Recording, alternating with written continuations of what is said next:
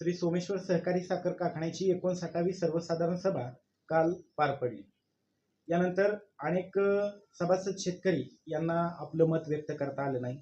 याबाबतच आज मदन भैया काकडे देशमुख शेतकरी कृती समितीचे पुणे जिल्ह्याचे सरचिटणीस हे प्रेस कॉन्फरन्स घेत असून त्यांच्या प्रतिक्रिया व्यक्त करत आहेत. भैया नमस्ते. नमस्कार. काल सोमेश्वर सहकारी साखर कारखान्याची 59वी वार्षिक सर्वसाधारण सभा पार पडली. ही सभा पार पडत असताना कालचा लोकशाहीचा दिन होता. कालच्या लोकशाहीच्या दिनानिमित्त ही सभा खरं तर सगळ्या विषयावर होणं अपेक्षित असताना शेवटचे पहिले आणि दुसरा विषय सोडल्यानंतर सगळे विषय हे काही सेकंदामध्ये झाले. त्याच्यामुळं खऱ्या अर्थानं लोकशाहीचा त्या ठिकाणी अपमान झाला असं माझं वैयक्तिक मत आहे. काल जी सभा संचालक मंडळाने नियोजित केली होती त्या सभेचं पूर्वनियोजित टायमिंग 1 वाजता होतं. सभा 2 वाजता सुरू झाली आणि त्यानंतर 6-8 वाजेपर्यंत दुसरा विषय झाला आणि शेवटच्या सर्व विषयांना त्या ठिकाणी समाप्ती करण्यात आली आणि अशा पद्धतीने सभासदांची घोर निराशा झाली. त्यात काल मला जे काही कारखान्याच्या हिताच्या दृष्टिकोनातून जे काही प्रश्न होते जे मांडणं मला गरजेचं होतं, पण काही कारणास्तव मला त्या ठिकाणी बोलता आलं नाही. म्हणून मला या सर्व इलेक्ट्रॉनिक मीडियाच्या माध्यमातून तमाम ऊस उत्पादक सभासदांना, कारखान्याचे विद्यमान संचालक मंडळाला, तसेच आपले राज्याचे नेते आदरणीय अजितदादा पवार साहेबांना देखील माझ्या ह्या भावना समजाव्यात म्हणून आम्ही या ठिकाणी प्रेस कॉन्फरन्सच्या माध्यमातून सामोरे जात आहे. काल वास्तविक कारखान्याच्या संचालक मंडळाने नेहमीप्रमाणे सभा घेतली. खरं तर कारखान्याच्या वार्षिक सर्वसाधारण सभेचं वेळ ही सकाळी 11ला असायला हवी होती व साधारणतः ती सभा 11 वाजता सुरू झाल्यानंतर त्याचं जे कामकाज आहे ते संपूर्ण करून पार पाडणे ही संचालक मंडळाची जबाबदारी असताना केवळ सभेला वेळ काढूपणा केला. सभासदांनाही मी विनंती करणार आहे की या पुढच्या काळात आपण ज्या काही आपल्या शंका असतील त्या संबंधीचे संचालक मंडळाला, कारखान्या प्रशासनाकडे आपण अर्ज केले पाहिजेत व त्याची उत्तरं घेऊन त्या विषयावर आपण बोललं पाहिजे. कारण आमचे नेते आदरणीय सतीश भैया काकडे सुद्धा शेतकऱ्यांसाठी गेले अनेक वर्ष लढा सुरू ठेवलेला आहे आणि आम्ही सुद्धा दरवर्षी मिटिंगच्या आधी कारखान्याला अर्ज देतो आणि अर्ज दिल्यानंतर त्याची जी उत्तरं आम्हाला काही मिळतात, काही मिळत नाहीत. मग त्या उत्तराच्या आधारे आम्ही संचालकांना, सभासदांना जी वास्तवस्थिती आहे, कारखान्यासंबंधी आर्थिक परिस्थिती आहे त्याचं अवलोकन करत असतो. विषय फक्त सभासदांना न्याय हक्काच्या जे अधिकार आहेत, ज्या भावना आहेत किंवा जे अधिकचा कारखान्याच्या माध्यमातून मिळणारा दर आहे हा मिळण्यासाठी, त्या ठिकाणी न्याय घेण्यासाठी आपण एकत्र आलेलो असतो. 365 दिवसाचा 364 दिवस संचालक मंडळ कारभार करतं आणि 1 दिवस हा सभासदांच्या न्याय हक्काचा अधिकाराचा असतो. परंतु अनेक सभासद मतं व्यक्त करत असतात. पण या झालेल्या सभेमध्ये अधिकाऱ्यांनी चुकीच्या पद्धतीने संचालक मंडळाला अहवाल या ठिकाणी नमूद मांडला आणि तो अहवाल जसाचा तसा जणू जशी परंपरा आहे अशा पद्धतीने तो मंजूर झाला. खरं तर लोकशाहीमध्ये सभासदांच्या पुढे ठेवलेला जो अहवाल आहे तो मंजूर नामंजूर करण्याचा, त्यांच्या मतांचा आदर करायचा, त्यांच्या मतांना मूल्य देण्याचं काम संचालक मंडळाने करायला हवं होतं. पण असं सोमेश्वरच्या बाबतीमध्ये अनेक वर्षापासून घडत नाही. जे संचालक मंडळ जाहीर करतं तेच प्रमाण सत्य मानून या पुढच्या काळामध्ये जी कारखान्याची वाटचाल चाललेली आहे ही भविष्यात निश्चितपणे आर्थिक अडचणीत जाणार आहे असं सध्याचं वातावरण. अहवालामध्ये तुम्हाला काय त्रुटी जाणवल्या? अहवालामध्ये त्रुटीचा एक तुम्हाला छोटासा किस्सा सांगणार आहे की अहवालामध्ये मिटिंगच्या पूर्वसंध्येला मी सन्माननीय कारखान्याचे चीफ अकाउंटंट नानखिले साहेब यांना अंदाजपत्रकामधील एका भांडवली जे उत्पन्न जमा केले त्या संबंधीची एक शंका विचारली. दुसऱ्या दिवशीच्या मिटिंगच्या सुरू होण्याआधी अहवालामध्ये ज्या काही चुका आहेत, दुरुस्त्या आहेत त्या संबंधात संपूर्ण अंदाजपत्रक, भांडवली अंदाजपत्रक बदलण्यात आलं. ही खूप चुकीची गोष्ट आहे. जर तुम्ही आज अहवाल प्रसिद्ध करून तुम्ही संपूर्ण भांडवली एक अंदाजपत्रक बदलत असाल तर हे योग्य नाही. परंतु हे बाकीच्या चर्चा होण्यासाठी किंवा जे काही गोष्टी सभासदांच्या मतांचा, मूल्यांचा आदर करून निर्णय होणं अपेक्षित असताना केवळ आम्ही केलेलं आहे तेच योग्य आहे आणि अशा भूमिकेतून संचालक मंडळ या ठिकाणी चालत आहे. 3350 भाव जाहीर करून समाधान झाले सभासदांचं, शेतकऱ्यांचं, अशा आविर्भावात संचालक मंडळ आहे. परंतु हे वास्तव तसं नाही. हा भाव जो डिक्लेअर केला आहे तो तुम्हाला मान्य आहे का? हा भाव सोमेश्वरचा 3350 रुपये सध्याच्या भागाची परिस्थिती बघितली तरी समाधानकारक आहे. मात्र मी किंवा शेतकरी म्हणून समाधानी नाही. कारण त्याचं असे की सोमेश्वर कारखान्याच्या ज्या आत्ताच्या आर्थिक पत्रकामध्ये त्यांनी जो विषय केला, नमूद केलेला जो सगळा विषय आहे, त्याच्यामध्ये आपलं सोमेश्वर कारखान्याचा भाव 3350 रुपये दिला. पण 3350 रुपये भाव देऊन जे अधिकचं उत्पन्न राहिले त्याबाबतची चर्चा संचालक मंडळाने करायला हवी होती. त्या संबंधीचा निर्णय तिथं होणं अपेक्षित असताना कोणताही निर्णय न होता कदाचित सभासद सुद्धा त्याला थोडेफार जबाबदार आम्ही आहे की आम्ही सुद्धा त्या ठिकाणी वेळेचा थोडासा विचार आम्ही केला नाही, परंतु अधिकाऱ्यांनी सुद्धा वेळ काढूपणा केला. सन्माननीय चेअरमन साहेबांनी सुद्धा त्यांची कुशलता, त्या वर्षाचा अनुभव पानाला लावून सभाचं वेळेचं कामकाज हे लांब कशा पद्धतीने जाईल त्या पद्धतीने पाहिलं गेलं. आणि 0 आवर्समध्ये जर क्रिकेटच्या मॅचमध्ये पहिले 5 ओव्हर ह्या 4 प्लेमध्ये खेळल्या जातात की ज्याचं आपण सहकारी संस्थेमध्ये सुरुवातीचे 5 तास हे गोल्डन हावर्स म्हणून ते आपण स्वीकारले जाते, कारण 5 तासामध्ये संपूर्ण सभागृह भरलेलं असतं आणि त्याचे सगळे विषय होणं गरजेचं असतं.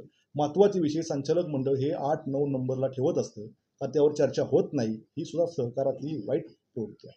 महत्त्वाच्या विषयांना अग्रक्रम दिला पाहिजे, पण ते केलं जात नाही. तर मी संचालक मंडळाला विनंती करणार आहे, या पुढच्या काळामध्ये महत्त्वाचे विषय असतील तर ते अजेंडा पत्रकावर सुरुवातीला घेण्यात या, कारण गोल्डन हावर्समध्ये ते विषय झाले पाहिजेत, सभासदांच्यापर्यंत गेले पाहिजेत. पण दुर्दैव असं की गेले अनेक वर्षापासून महत्त्वाचे विषय हे खाली घातले जातात, शेवटचे 8वे-9वे विषय होतात. त्याच्यामुळं या पुढच्या काळात संचालक मंडळाला विनंती की कृपा करून सभा 11 वाजता घ्या. सभासदांना सूचना पत्रकामध्ये सभासदांना माहिती विचारायची असेल तर तुम्ही रितसर अर्ज द्या असं नमूद करा. सभासद अर्ज देतील, माहिती घेतील व या पुढच्या काळात सभेचं नियोजन कामकाज पार पाडण्याची जबाबदारी संचालक मंडळाची आहे, तसंच तमाम सभासदांची पण आहे, अशी मी त्यांना हात जोडून विनंती करणार आहे. या पुढच्या काळामध्ये आपण वेळेचा विचार करून आपण आपल्या दृष्टीनं अजून कोणत्या कोणत्या विषयावरती चर्चा होणं गरजेचं होतं की जेणेकरून ती चर्चा भविष्यात कारखान्याच्या व सभासदांच्या दृष्टीने हिताची ठरली असते? सोमेश्वरच्या संचालक मंडळाने अहवालाच्या निमित्तानं 3350 रुपये अंतिम भाव दिला व नफा तोटा पत्रकामध्ये 15 कोटी रुपये ठेव विमोचन निधी दाखवला. तो ठेव विमोचन दाखवण्यासाठी 1,58,45,000 रुपये त्या ठिकाणी टॅक्सची तरतूद केली. असं 16 कोटी जवळपास 16,58,45,000 रुपये त्या ठिकाणी आपले हक्कात नफा तोटा पत्रकामध्ये दाखवले.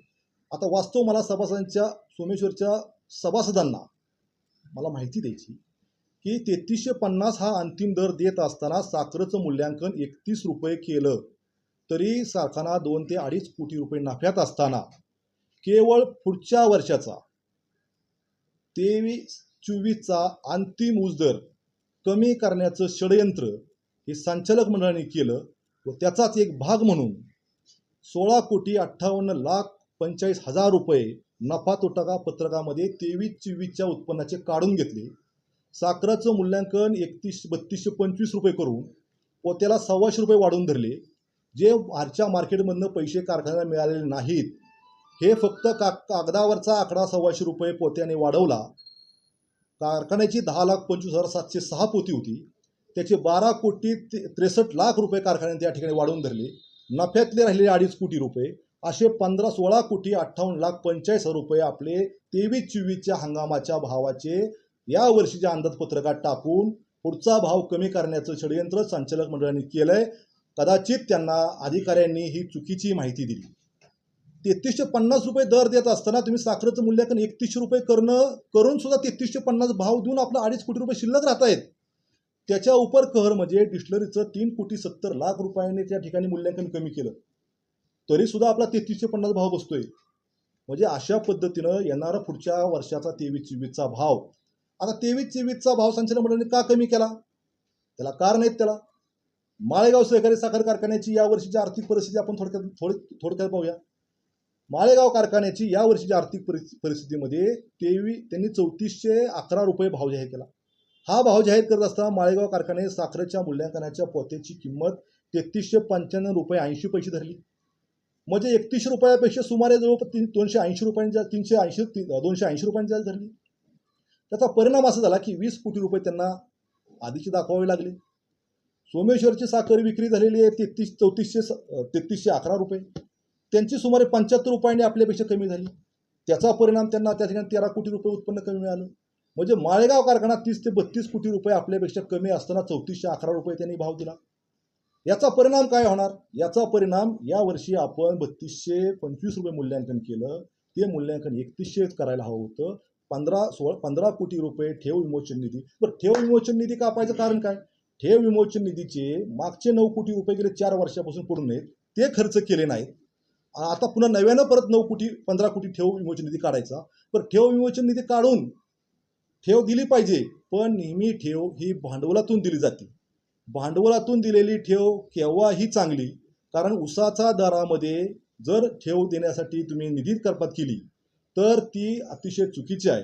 ऊस दर देण्यासाठी आलेला नफा हाच फक्त घेतला जातो, आणि जर तुम्ही ठेव विमोचन निधी द्यायची होती तर तुम्ही भांडवलातून देण्यासाठी तुमच्याकडे पूर्वीची 9 कोटी शिल्लक आहे, तुमच्याकडे 17 कोटी रुपयाचा घसारा शिल्लक आहे, तुमच्याकडे येणारा अधिकचं साखरेचा वाढाव आहे.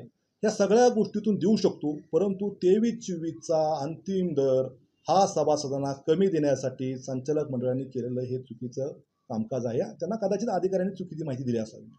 दुसरा विषय माझा असा आहे की माळेगाव कारखान्यापेक्षा 30 ते 32 कोटी रुपये आपण त्यांनी उत्पन्न त्यांना 3311 रुपये देण्यासाठी धरावं लागलं. सोमेश्वरी तशी परिस्थिती नाही. सोमेश्वरीची 10,25,700 पोती शिल्लक आहेत, ती 3427 रुपयाने विकलेत. आज भीतीला सोमेश्वर कारखान्याला एक 3350 भाव देऊन कारखान्याकडे आज मितीला 20 कोटी रुपयाचा वाढावा आला. डिस्टलरी प्रकल्पाचा 5 कोटी रुपयाचा वाढावा आला. सुमारे 25 कोटी रुपयाचा वाढावा आजच्या दिवसाचा विचार करून मी सांगतोय हा कारखान्याकडे आलेला आहे. हा वाढावा धरला.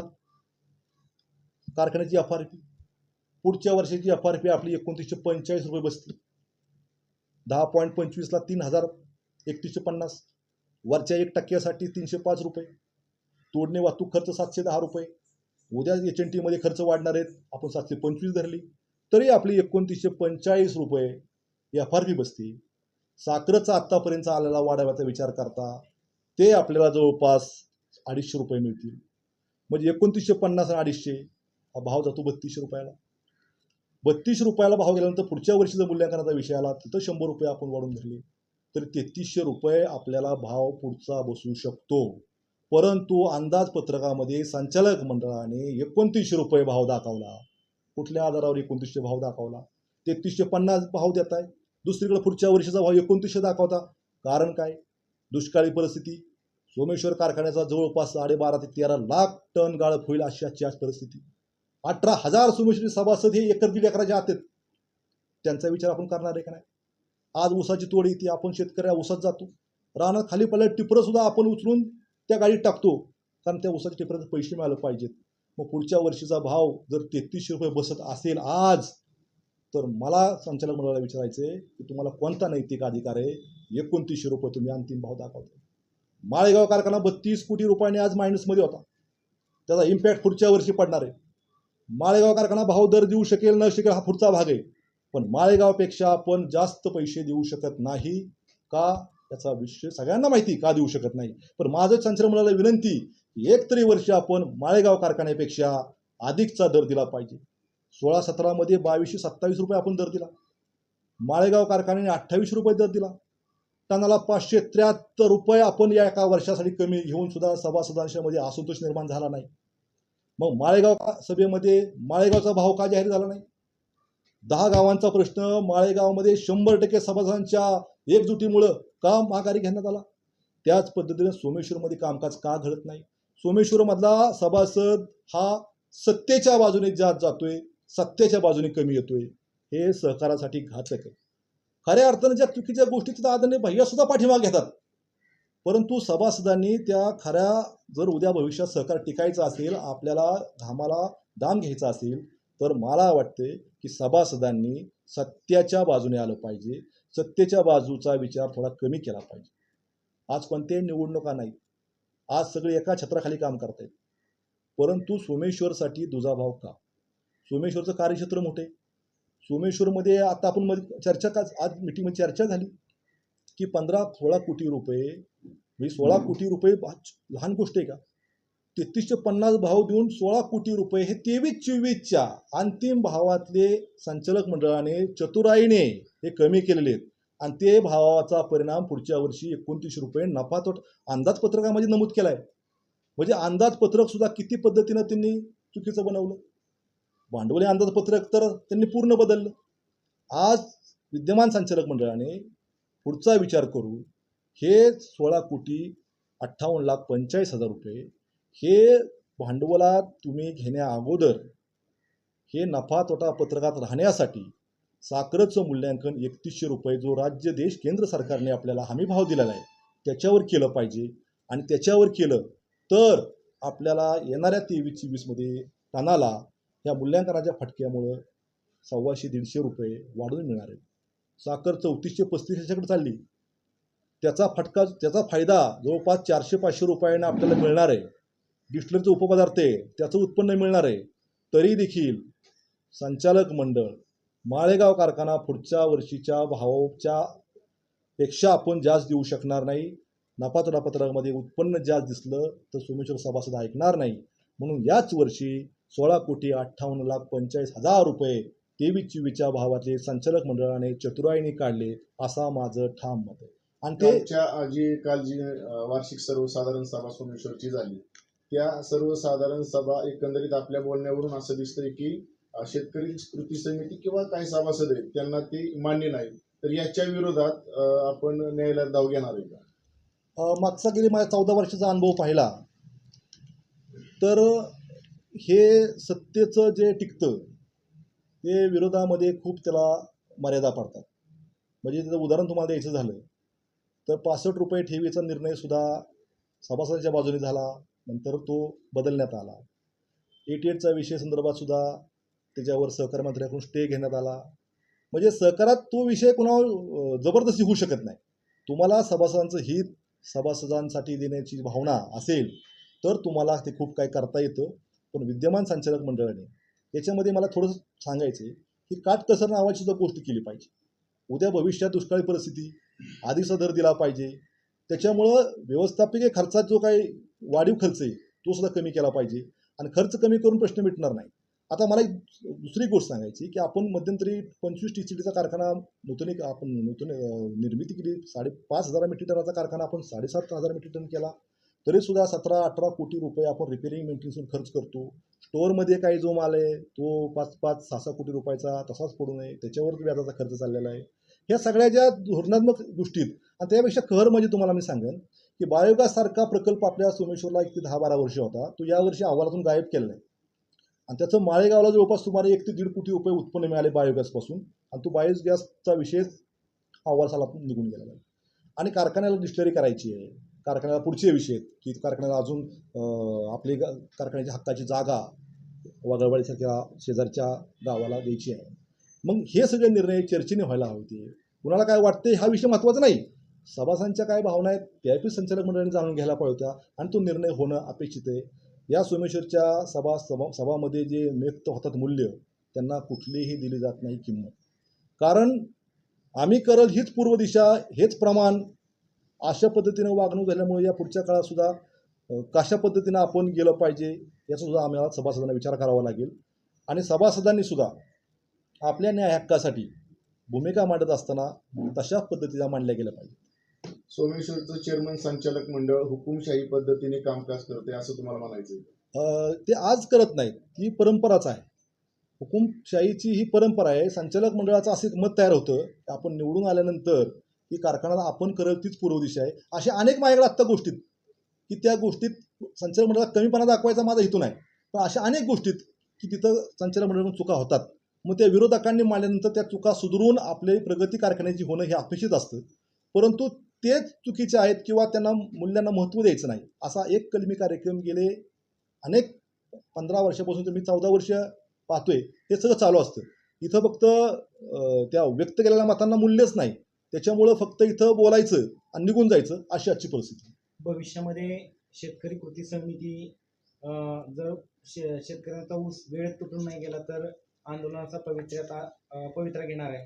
तर भविष्यात तसं काही शेतकरी कृती समितीकडून आम्हाला दिसून येईल? भविष्याचा विषय असा आहे की चालू गळीत हंगामासाठी माळेगाव कारखान्याकडे स्वतःचा ऊस नाही. माळेगाव कारखान्याला गेटकेनचा ऊस घ्यावा लागेल. सोमेश्वरची आजची अशी परिस्थिती की सोमेश्वरकडे स्वतःचा 12-13 लाख मेट्रिक टन ऊस आहे. कारखान्याची विस्तार वाढ क्षमता वाढली प्रतिदन 9,000 दैनंदिन क्षमतेने कारखाना चालणार आहे. त्याच्यामुळं कारखान्याला गेटकेनच्या ऊसाला अग्रक्रम न देता सभासदांचाच ऊस गाळावा लागेल. आणि जाता शेवटचं तुम्हाला मला एवढं सांगायचं आहे की चालू वर्षीचा 3350 दर देत असताना किंवा दिलेला आहे त्याचे उर्वरित 430 रुपये संचालक मंडळ कधी देणार आहे याबाबत साशंकता आहे. संचालक मंडळाला विनंती की कृपया दीपावलीसाठी 430 रुपये एक रकमी सभासदांना द्यावेत. त्याच्यात कोणतीही तुकड्यांची व्यवस्था त्या रकमेला करू नये हे अशी मी संचालक मंडळाला विनंती करणार आहे. नमस्कार.